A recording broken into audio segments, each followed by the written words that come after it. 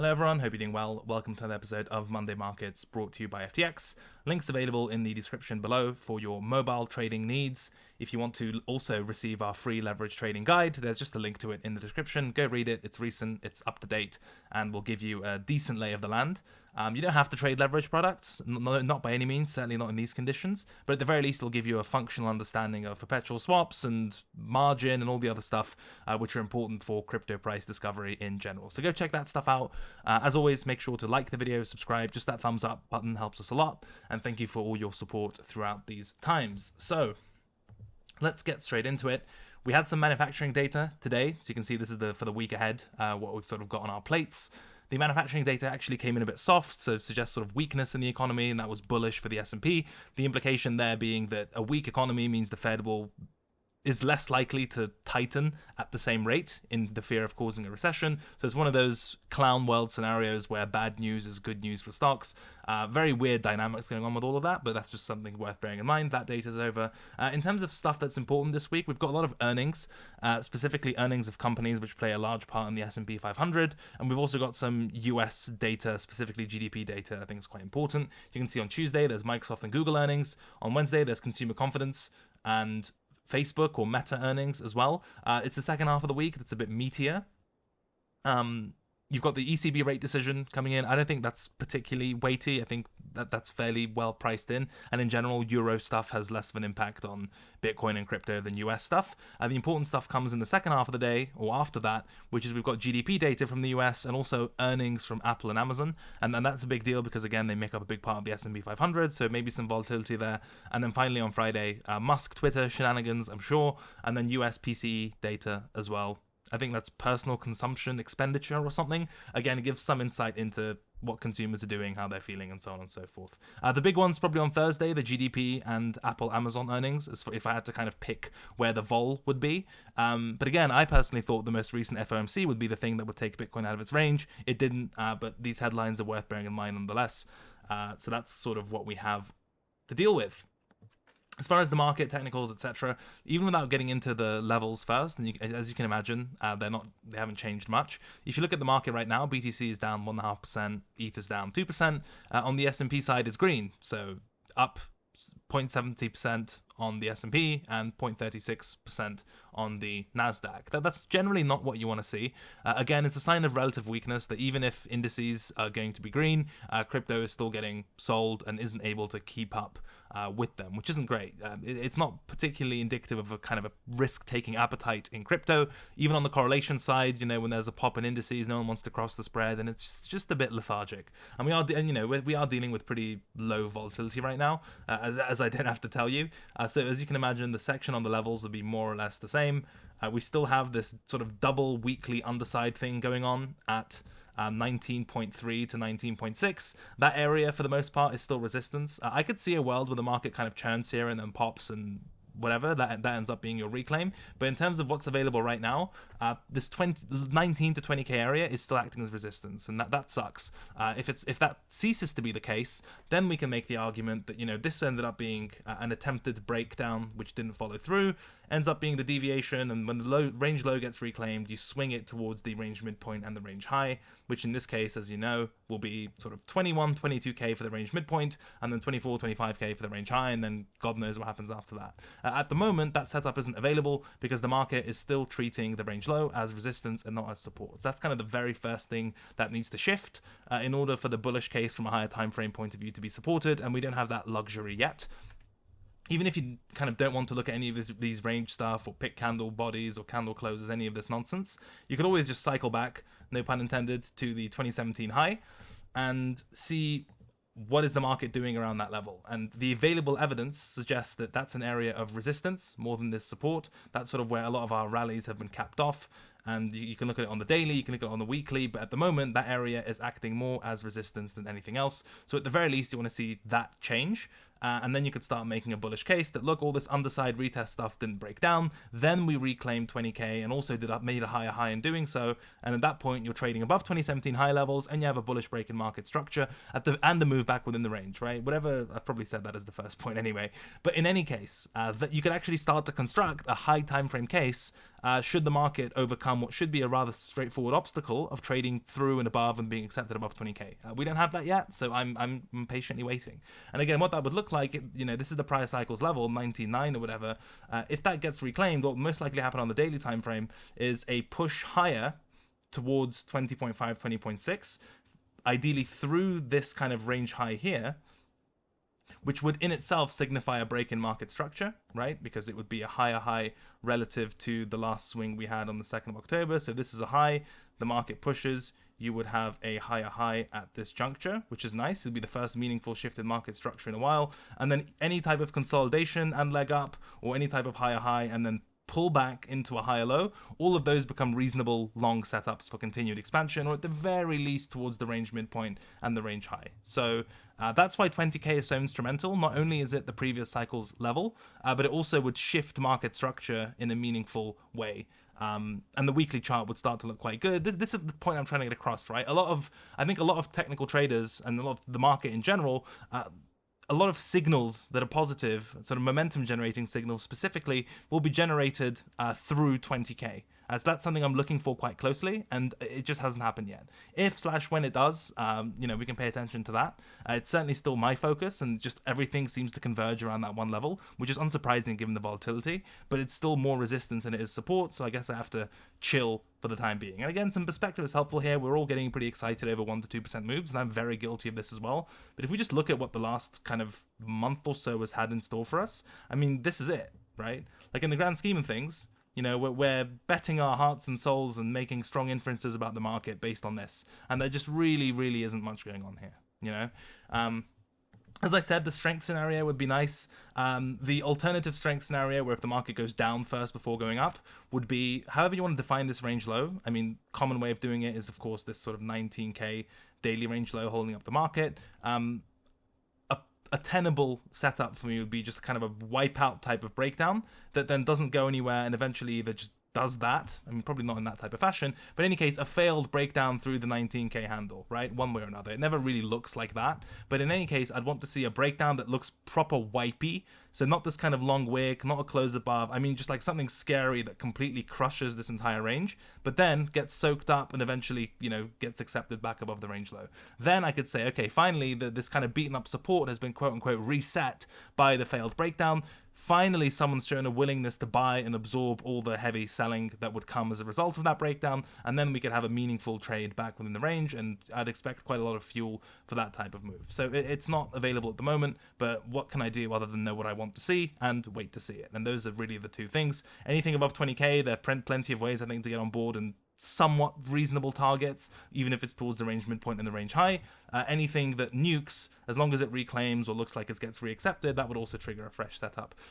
This kind of 10th test of 19k and, big green candle, red candle next day, green candle, red candle next day. I'm just trying not to focus on it too much because it's more noise than signal. So that's BTC. As far as ETH goes, as you can imagine, very similar type of thing. This 1400, 1420 level comes from the prior cycle's all-time high. On the daily time frame, very self-evident level. It's the best kind of support resistance slip that we have. On the support side, it's this pre-merge breakout level at 1200. That's been our support. And the market hasn't even really been testing those levels for the most part. Most of the trading has been done in the 1300 area, which is right between those levels. So I've naturally been completely uninterested in it. The market, just when you have these types of conditions with regards to volatility, the market is balanced, right? It's like very balanced and fair value, whatever you want to call it. And so I want to see either a real break from balance or at least an attempted break from balance that fails, right? So for example, an attempted break from balance could be the market trading through these lows and trying to break down. You see a bunch of, heavy spot selling come in, but eventually it kind of floats back up and is reaccepted back within the range. So this portion here where the market pushes below the range. It's an attempted break from balance that fails when the market is reaccepted back within the range, and that's a bullish setup because it's a failed bearish setup. And all the delta and all the fresh shorts that came in to sell that low or sell into that low have been soaked up, and they're going to have to close or puke their positions or, you know, rebuy their shorts, and that's sort of the logic of the move there from a microstructure point of view. And the same goes here, right? Like if you get a push through the range boundary and you get a lot of positive delta, a lot of market buying that's aggressive, if it gets soaked up here and fails and falls back within the range, same logic applies. That someone tried really hard to do something and failed, the market's usually going to do the other thing or move in the opposite direction. So the basic question is, does the effort, and by effort I mean market orders, you know, crossing the spread, is price following the effort that's being put in by market participants, or is it sort of diverging from the market orders, the delta, or those participants who are crossing the spread? So that's all failed breakdowns and failed breakouts are. Usually when you have a breakout, you have price up and delta up, right? So delta being market buys versus market sells. So you have more market buys than market sells, price going up. Hey, that's a great relationship. Those participants are crossing the spread, number go up. And you get type of trap setups when you have that initial burst of price up and delta up, but those market orders get absorbed by passive limit orders, and then you have price down, and all that delta up, all those market buyers have to unwind, which means closing their longs. So if you're long one contract and you need to go back to zero to close it, you need to sell a contract, and vice versa. I cover all this in my market microstructure video on my own channel, but that's sort of the basic premise of failed breakouts or pattern failure, whatever you want to call it. I'd like to see that. I want to see some effort put in at these range boundaries, and then if the market follows through, great. Like we can take setups and trade the next levels, or maybe get in on the continuation if no one's willing to soak up all that buying. That's great. And the same goes here, right? Like if it breaks, if it wants to keep going, great. Whatever. Just show me someone with conviction, I guess is one way of putting it. Someone willing to cross the spread at these boundaries that matter. And then we can discuss whether it's a continuation setup, a reversal setup, what's next. Is it a reclaim? Is it a real breakout, failed breakdown, whatever? But I almost sound frustrated here, and I'm not. I'm just trying to get the concept across. These setups just aren't happening at the moment. So as much as the only frustration that I have comes from a desire to make sort of interesting, engaging content regarding this market and the pairs that I trade, and it's just not available. So I guess we can do some educational stuff. That's what I've tried anyway. Leave a comment if you want those types of insights, I suppose. But in any case, going back to first principles, at 1400, that's an interesting area to trade. At 1200, that's an interesting area to trade. And at the moment, we haven't had the luxury of either of those price points. As far as indices go, again, this is where a lot of the frustration comes in. Indices are green, crypto's like red, and so that relative weakness is annoying. The monthly close is coming up for these this week, and so that's going to be a big one. If you take a look at the S&P, you'll recall it has this like 3,700-ish type of cluster. Is its primary kind of retest level resistance. The market sort of poking above it at the moment. This is going to be really hard. Like I generally, if I'm trying to get like a bias from a high time frame candle close, usually in the last sort of period, like week in this case, I don't like to front run it too much. I certainly don't like to chase it because I might end up being the wick. One thing worth bearing in mind when it comes to this, I mean, look, at its simplest, you could just wait for the monthly close, and that just gives you your bias for next month. Boom, done, right? I mean, we'll talk about the monthly close next week, given we'll have it. There is a chance it ends up being quite ambiguous, and we have to say, I guess you have to watch the price action. But in any case, kind of first principles, if you want to know what the close is going to do, you can wait for it and not gamble in the last week of the month. That's fine. One setup to be aware of, or one thing to look out for, you don't want this thing to form a failed breakout around this high. Otherwise, it would look really, really ugly. So, you've got a bunch of pre-breakdown lows here, close to the 38 handle, and a swing high at this 38 handle. So, I think one tail risk to be aware of, like, hey, Cred, this looks good. Looks like this level of resistance is being reclaimed, and it might be a bullish monthly close. Yes, the tail risk to be aware of there is if we take this kind of swing high structure, what you definitely don't want to see is a failed breakout into resistance, into the monthly close, in an area of monthly structure as well. So what that would look like would be a move above 3800 that doesn't do anything and eventually falls back within the range, back below 3760 and this would be your kind of deviation, failed breakout, whatever, and print an ugly sort of daily failed daily failed breakout into a monthly test of resistance. That would be terrible. So in terms of what should be setting off alarm bells, if this breakout keeps going, like, awesome, and the monthly close will either cement that, contradict that, or we have to juggle the uncertainty of a monthly close in or around resistance. But in terms of stuff you definitely don't want to see, it'd be something like this. A push through the high, soak, and then back within the range. That would be appalling, in my opinion. So worth bearing in mind. Nasdaq as well, we're coming up to similar reckoning as far as the monthly close. I want to see it at the very least above here. I mean, closing above the lower boundary is probably the more important one, but this can be taken as a sort of single resistance structure, so I definitely want to see it close through there if it's going to be a bullish monthly close. In terms of where it is right now, and just to kind of refresh your memory, that cluster comes from this consolidation here. So you can see the midpoint lines up perfectly with this kind of lowest close, so there is some kind of technical confluence there. Similar type of logic, I think, applies. If you want to wait for the monthly close, wait for the monthly close. Ideally above the midpoint of the range, 11.6. What you don't want to see, similar consideration. I mean, first and foremost, sort of self-evident, if the arse falls out of this thing back within the range, that's hideous. And another thing I wouldn't particularly want to see is a spike of this high into the range midpoint that gets sold heavily. And again, if maybe there's a range trade available here, and the best case scenario is even if you get some sort of trap at 11.6, it ends up stuck between 11.1 and 11.6. But in any case, things you sort of don't want to see is a spike and failure at 11.6. Things you definitely don't want to see is any weakness back below 11.1, closing below the range, especially coming into the monthly close. So those are kind of the levels to bear in mind. I don't really want to talk about dollar, euro, etc. stuff. I really get most of my signal from the indices, and even then you see, as crypto traders, we're faced with difficulties that even if we say we were bullish indices today and thought they were going to be green, if you express that view in crypto, you had a rough time. So a lot to balance.